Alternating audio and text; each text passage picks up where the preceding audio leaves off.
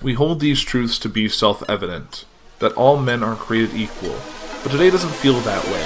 We are divided in more ways than one, and the media and the powers that be all have their own agenda. The people of this great nation no longer care about the truth, they only care about the side they are on. At Poor 360, I am trying to change that. We're bringing you the facts and history so we can all learn something and make our own decisions. Tune in every Tuesday to be a part of that journey. The following is a journey into comics. Journey into comics. Journey into comics. Journey into comics. Journey into comics. Journey into comics. Network. Production. Went forward in time to view alternate futures, to see all the possible outcomes of the coming conflict. How many did you see? 14,605,000. How many did we win?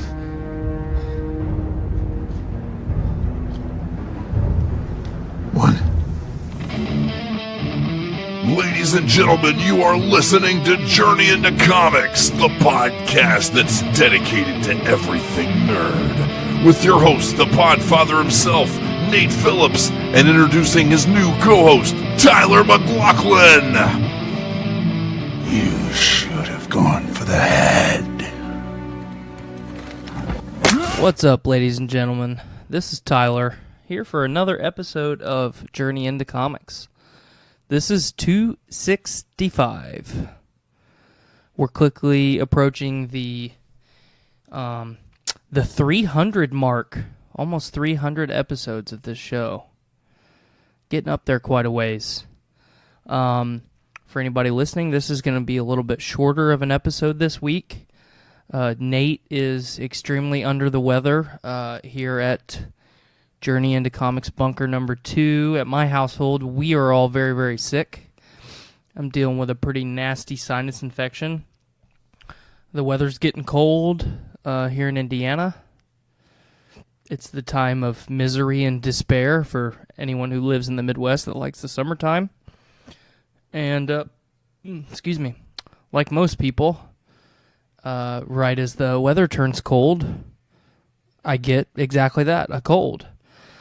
So I've been fighting some crud the last couple days. Skylar and Ruby are both sick too, and then we went to the zoo the Indianapolis Zoo for a good portion of the day yesterday, for an event that they have every year. They hold every year. It's called Zoo Boo. It's basically just the zoo stays open a couple hours later. Kids get to come in costume and trick or treat, and the focus isn't really like every 15 feet there's someone with a bucket of candy. I was actually impressed that it was later in the afternoon and it's fall, so a lot of the animals were more active, and especially animals like the red panda, for example.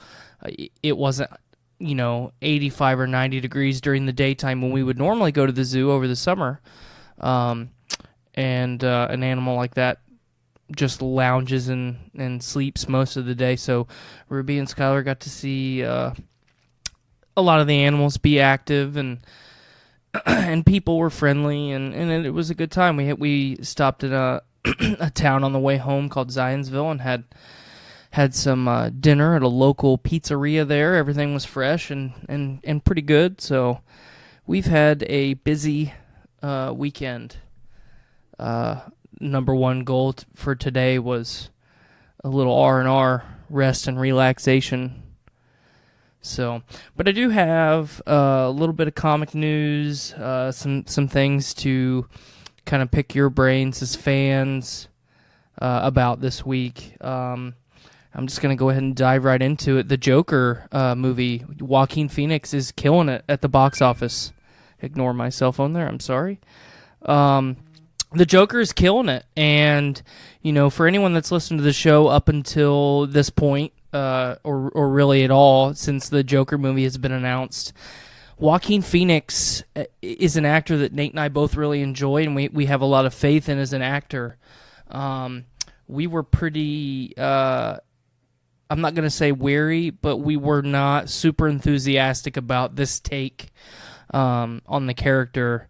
Because of the comments that some of the directors and cast have said, a few months back, where this is basically just a movie about a guy and not really staying true to the source material. So I'm actually really surprised and really happy to see that it's doing so well.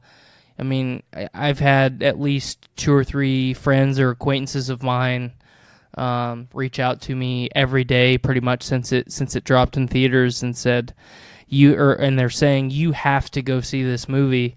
I don't know when I'm going to be able to give it a watch, and I think the same goes for Nate as well. But definitely going to try and see it here soon. I think Skylar is also intrigued. It's getting to be the fall where everybody's busy, and you got to really crunch time. So I don't know. I'm really happy to see that Joaquin Phoenix is getting the credit that he deserves. Because like a lot of the actors that we've talked about on this show, I feel like Joaquin Phoenix just overall is underappreciated. I feel like for a lot of people, when you say Joaquin Phoenix, the first thing you think about is his role in the movie Signs as a supporting actor for Mel Gibson. And, your thoughts on that movie just in general are irrelevant. Because if you shrink his whole career down and then justify your opinion of him based just on that one movie, you're selling yourself short, because the guy is uber talented, and he has what a lot of actors in Hollywood don't really have anymore. Is he has a lot of care and a lot of immersion in the character that he's doing. It should make you feel a lot of the same things that we had when we had Heath Ledger as Joker. That character did a lot of things to him that is unfortunate, obviously. But Joaquin Phoenix is the same kind of guy. So really glad to see that movie's killing it in the box office. I really hope that it continues to, because like Nate and I have talked a lot on the show, I hope that between Shazam and now the Joker, I'm really hoping that this is a good stepping stone for DC kind of to get their shit together, especially now that you've got James Gunn and J.J. Abrams, and you've got a good crew of people that have some investment in your organization and want to see it succeed, obviously, for their own success and because they legitimately care about what they're doing. So pretty excited about that. The next thing we're going to talk about, we talked about last week on the show Martin Scorsese's comments against just the MCU and comic book movies in general. And we talked about how unfortunate that is. The industry as a whole, I think, fans and the industry, I think we all pretty well respect Martin Scorsese, and I don't understand. Excuse me, fighting a cold, like I said. I don't really understand what his play is here. I don't, because I mean, I get if I'm in a personality of any kind and I walk up to Martin Scorsese and I bait him into this discussion, and I ask him questions and then, as the media, I paint this picture to make him look bad. I get that angle. That happens a lot. We talk about it a lot. But this is, the more, it seems like every couple of days since that first incident now, I'm seeing other actors getting involved to defend, pretty much modern cinema for what it is, because of how important the kind of the superhero dynamic or template is in movie making. And Martin Scorsese is still, I mean, he's going out of his way to basically say now that they shouldn't even be viewed at the movies, that they should never run in a movie theater. And I just don't understand where that's coming from. As an artist, you should be able to respect other people's vision, and not everything has to be, not everything has to be The Departed, or not everything has to be, and I'm going to say some things that aren't Martin Scorsese, but just as a comparison, not everything has to be The Godfather or The Departed or, plug in any The Revenant or The Green Book. I mean, Shawshank Redemption, The Green Mile. Not everything has to be 100% rooted in reality, and not everything has to be 100% just, these are the basic characters I have, and these are the flaws that they have, and then this is the story that I'm going to tell with these characters. I think that's a very narrow-minded approach, and it's a mindset of the industry doesn't have to change and evolve, and it doesn't have to allow other forms of expression in art. And it's really sad to see that. I hope that, I appreciate the fact that he is standing by his opinion, and I respect that. But I really hope that the right person in the industry reaches out to him and says, "Hey, man, you should." Either just lay off, because it's your opinion. You don't have to throw it in everybody's face, or just let it go. Everyone just wants to be successful and have fun. So, moving on from that, we've got a little bit of James Gunn news. Since we're talking about him and Martin Scorsese, James Gunn says The Suicide Squad is the biggest, most fun film he's worked on. That's the headline written today, actually, just a little bit ago on comicbook.com. That's Sunday for all you people listening on release day, Monday. I'm going to read a couple little snippets from this article.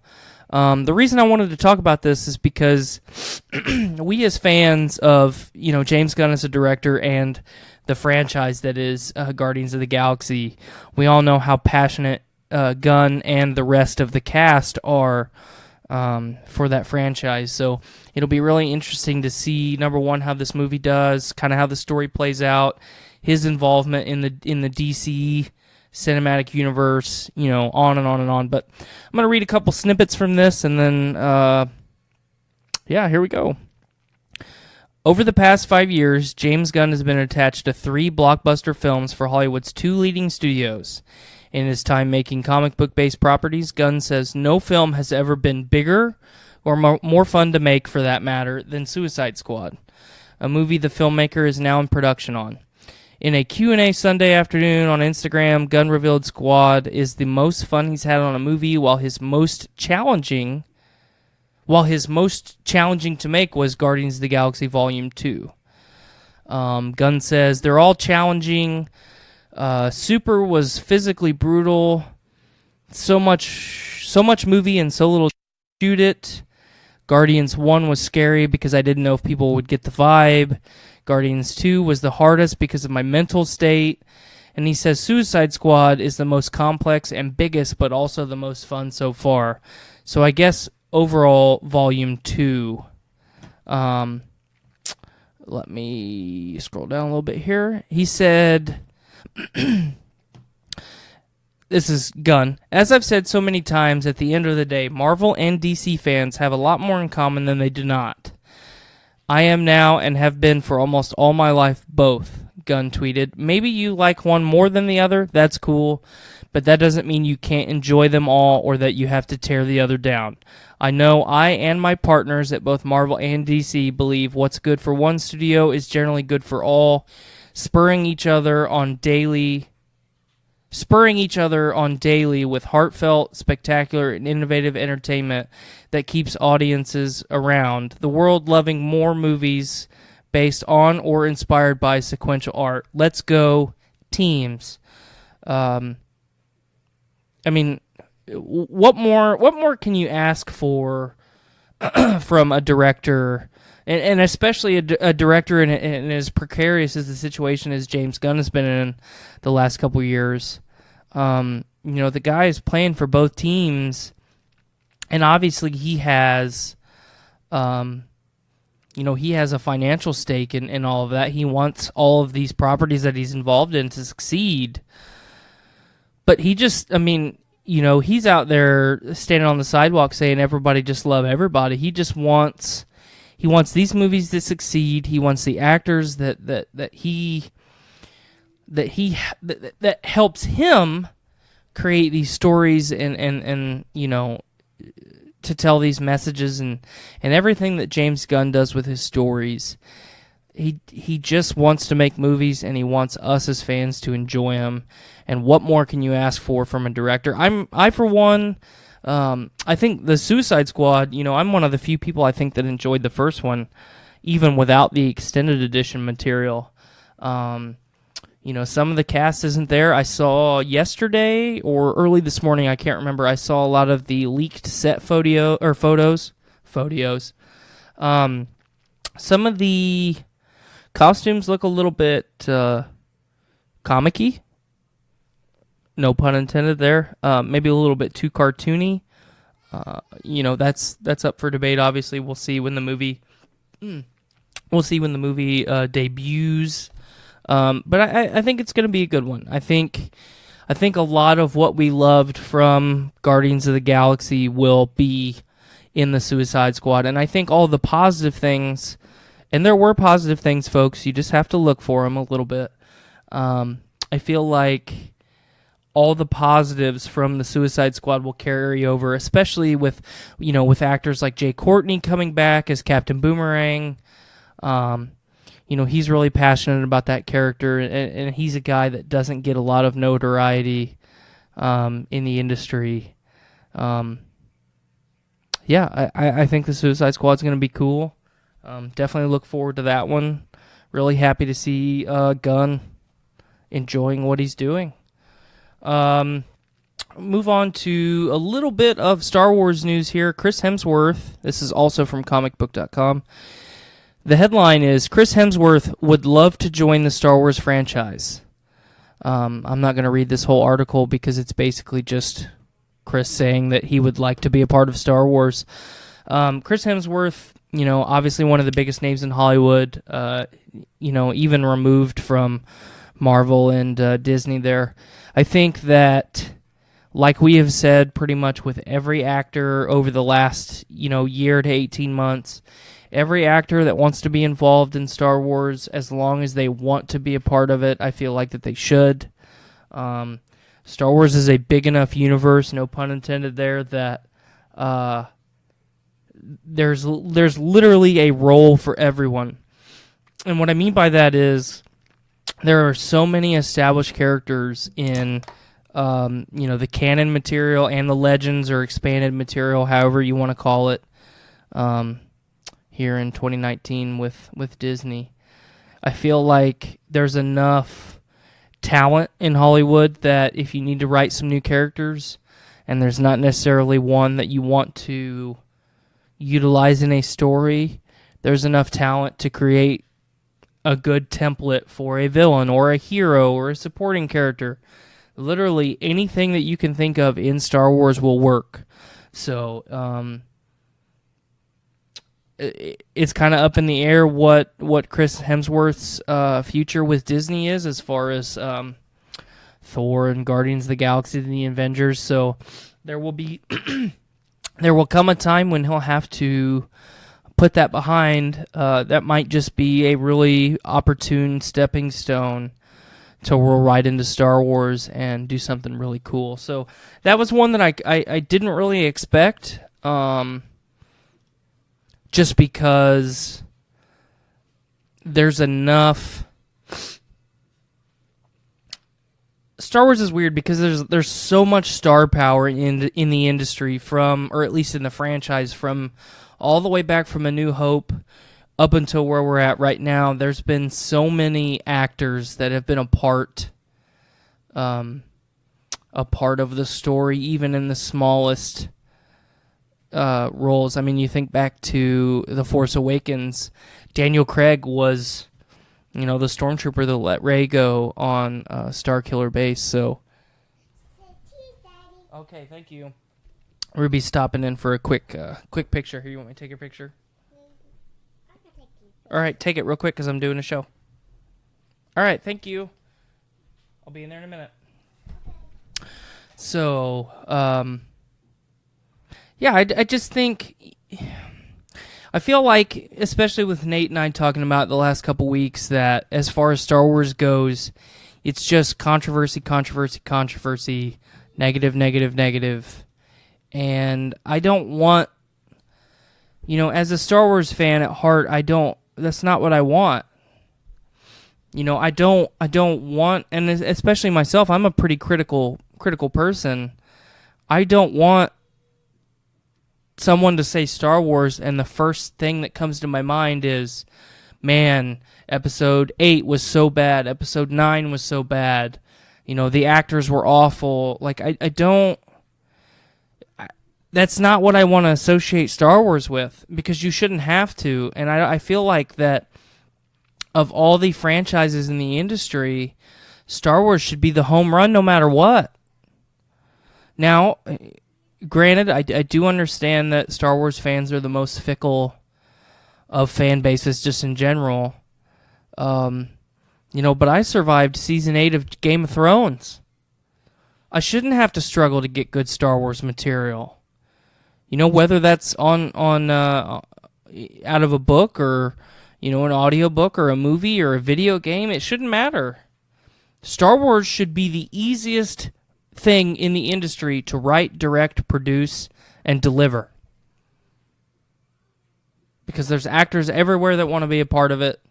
You have literally limitless material, source, fan fiction, or otherwise. It's just everywhere. So, I am maintaining my skepticism for Episode 9. When I saw The Force Awakens on premiere night, I just was not...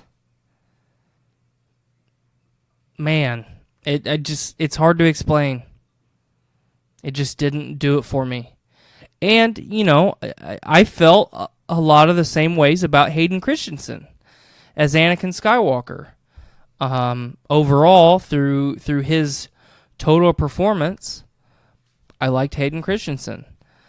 I didn't really care for Natalie Portman in the first 2 Star Wars movies, especially Attack of the Clones with the teeny bopper love story that we got. That was pretty rough to watch, even as a teenager. By the end of the 3rd movie, I felt like that she had earned her spot.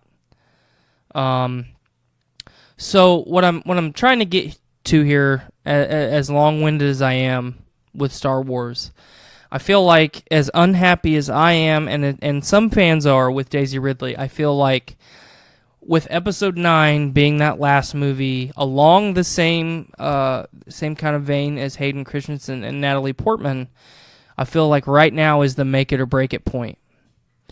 She has said some things in the past where she basically wants to be done with the Star Wars franchise. And if you don't want to be a part of it, don't be a part of it. It's not...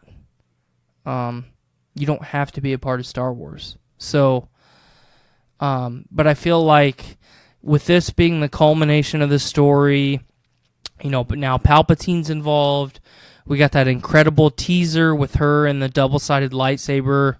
It looks like it's a bionicle weapon from the early 2000s. As skeptical as I am and as standoffish as I am excited for Episode 9. We've got The Mandalorian coming up next month. I want to continue to remind fans of that because I feel like... Excuse me, I apologize for my poor condition. I feel like that if you're going to sleep on anything Star Wars related, let it be Episode 9 and not The Mandalorian. The people that were involved in the production of that show, I feel truly give a shit. And I'm not just talking Jon Favreau, Taika Waititi, all the people that were involved. And I think that show, obviously, along with everything else that's coming out on Disney Plus, I feel like is going to be truly special. So, like I said last week, next month I will have Disney Plus on launch day. I didn't get involved in the D23 bundle, but I did get involved in the Disney Founders Disney Movie Club thing, which is almost the same, not as great as a discount, but pretty close. So because I got in on that deal, I will be a part of Disney Plus on launch day. So look forward to my extended review of the Mandalorian show. I imagine that Nate and I are going to do a whole series on it. For anyone out there that's enjoying our kind of read through of Powers of X, the new X-Men series, I apologize again this week for not having something ready for that. You know, I explained it at the beginning of the show that we're all down for the count with this sinus bug, and Nate got a nasty migraine on top of that today. So we will get right back on that next week. So don't be sad. Just looking here, refreshing my browser. I got a couple little notifications here. Here's something that Nate has talked a lot about on the show. I got pretty uninvolved with it right around season 4. The Walking Dead spinoff creator reveals how third series differs from the other Walking Dead shows. So I really enjoyed, basically up until the first or the 4th season of The Walking Dead. I remember when I was in high school, I went to my girlfriend at the time, which is now my wife. I went over to her parents' house on the debut night or premiere night of the show, and my father-in-law had a rule that I had to be out of his house by 10 p.m., but it was on Halloween, and Skylar basically begged him to let me stay so I could watch this show, because, he had a big, massive TV, and I didn't want to watch it at home on my, 45-year-old console TV. And I remember watching that premiere, watching Rick wake up in the savage world that he definitely didn't expect, and then I loved watching the first couple seasons unfold, and then through work and everything else, a lot like kind of how Game of Thrones played out for me. I just lost touch with the series. I've tried to go back and watch it a couple times, and I really can't get Skylar invested in it. I did watch the first 2 seasons of Fear the Walking Dead, and I enjoyed both of those. I really like the cast. So I don't know, maybe once this this new spinoff debuts, I'll go back all the way at the beginning and power through it. Because, I don't know, The Walking Dead's not a super complex show. It's not like Game of Thrones, where I feel like you have to watch every episode or you're not going to understand what's happening 20 or 30 episodes later. So I think I'm going to give it a shot. We've got a bunch of stuff coming up, as far as the Disney Plus shows. This Walking Dead spinoff. HBO has a new show coming out that's going to be the His Dark Materials story. The Golden Compass, the Subtle Knife, blah, blah, blah. I think that show's going to be really cool. James McAvoy looks incredible. They cast the young woman who played X-23 in Logan as Lyra, the main character. So I think, especially with kind of how Game of Thrones did HBO dirty with that 8th season, I think that His Dark Materials, I think that will be true to the story.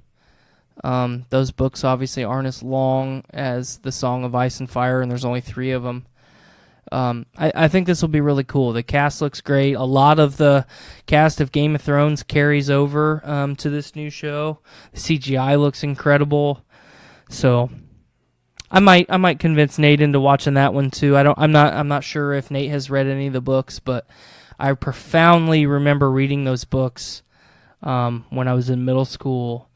And at the time, it was a big controversy. I'm not from an extremely religious family, but I remember reading those books and seeing some news coverage on, local and national news about how an atheist wrote those books and, how awful it was. And that gave me a little bit more drive at the time just to read the books because it was so controversial. At that point in my life. And I really enjoyed them. I strongly recommend the His Dark Materials series for anyone that kind of likes a steampunk yet sci-fi modern noir. It's so many different genres mashed together. It's a fantastic series.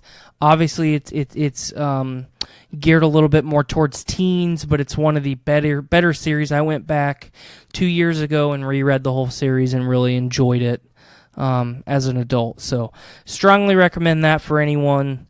If you've seen the movie with Daniel Craig and Nicole Kidman, The Golden Compass, just ignore that. It was not good. I will totally agree with that. But the book series is way better. So, like a lot of things, just read the books because they're better. So, let me do one more quick check here just to see if I've got any quick things for the wrap up.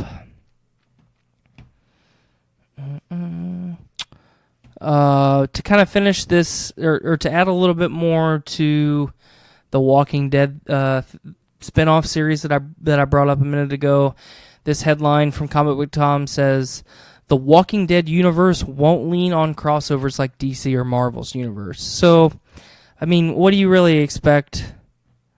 That series just needs to get back to telling stories about zombies and people, and not these big shitting shared universes and everything else. For anyone still listening, I want to apologize for this episode. I know it's not the greatest, but I feel awful. And thank you for listening. I do want to continue to sprinkle in the idea of Nate and I will have a surprise. We will have a surprise coming up in the next few months that should...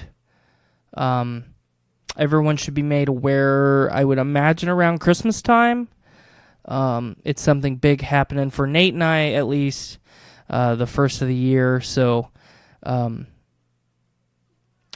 if you're feeling antsy and you can't wait to hear about it anymore,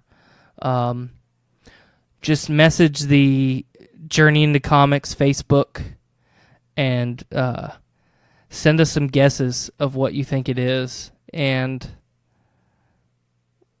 that'll give us a lot of enjoyment. And if you guess it right, we'll tell you what it is. But I think that's going to do it for me today. I want to apologize again. This is a little bit of a short one, just because everybody's down for the count. But thank you all for listening. Thank you all for sticking with us. And I think that's going to do it for me. This has been Tyler on episode 265. So if you would, do me one big favor. Like we always do, pop your caps back and fill your brains with shit. Thank you.